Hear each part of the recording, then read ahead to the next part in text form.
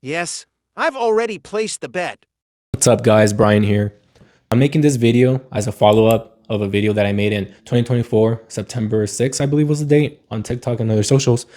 And on Polymarkets, I now recently made a bet that the bet is the US going to experience a recession in 2026. I do think that the US will experience a recession in 2026, not just the US, the whole entire world in general, probably. More specifically in the US, I do believe that based on the rules, it said that it had to experience two quarters of negative GDP growth. I do think we'll get that. That's actually what I've been saying since 2024, that by 2025, we might get the signs to see that develop into 2026. The question was, how drastic was the recession going to be, or is going to be still? We are now getting indications that it's going to be a little bit more on the drastic side than on the not drastic side. Like, for example, we had a recession in 2022. We did experience those two negative quarters of GDP growth, even though the government did not acknowledge it as a recession. Why would they? Biden was in there, which but either one doesn't matter. Now you can actually see how the unemployment rate has picked up. Those are not great signs because within 4-year cycles, for example, going from 2021 to 2025 was the kind of the timeline of where the upgrowth could be. Going from 2022 to 2026 is recession 4 years later. There's a bigger cycle at play, not just 4-year cycles. This one is around 18 to 20 years. Right now we're on like the 18-year mark or so, probably like 18 and a half, maybe 19, from since like 2007 and 2008. That it seems like having the unemployment rate pick up is hinting that we will see assets, stocks and the whole markets go down a lot, in my opinion. A good substantial number, probably. I think that M2 money supply, I'm actually not aware if it's shrinking right now or not. People used to say, influencers, they were saying that money supply was supposed to lead what Bitcoin was going to do. Benjamin Cowan was kind of saying like, oh, maybe it's the other way around. Or did some digging research and whatnot. I even talked to this this AI bot that I talked to.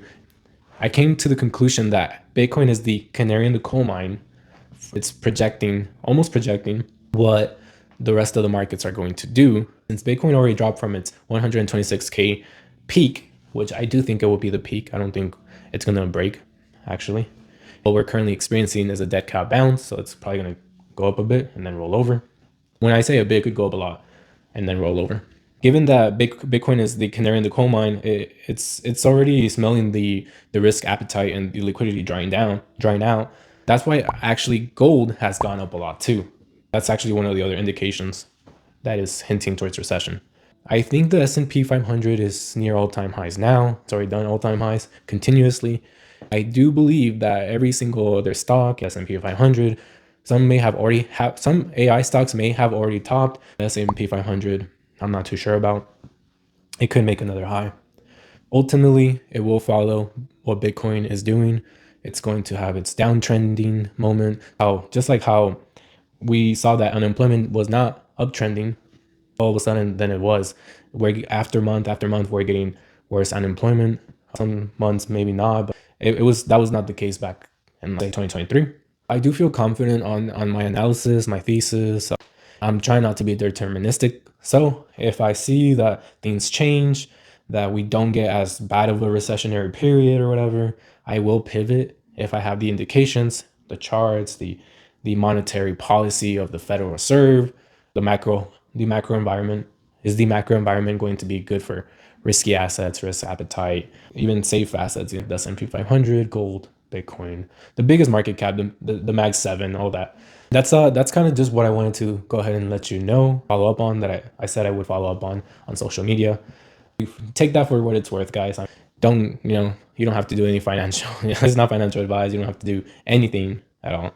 You could honestly just keep your money in a high yield saving account, and a CD, and get a steady percentage on your money. That's always a good strategy. At least you don't have to be exposed to the risks, or even if you're investing in one stock that's your favorite, you don't have to be experiencing the idiosyncratic risk of it failing or going down a lot. That's gonna be it for me, guys. Until the next one, peace.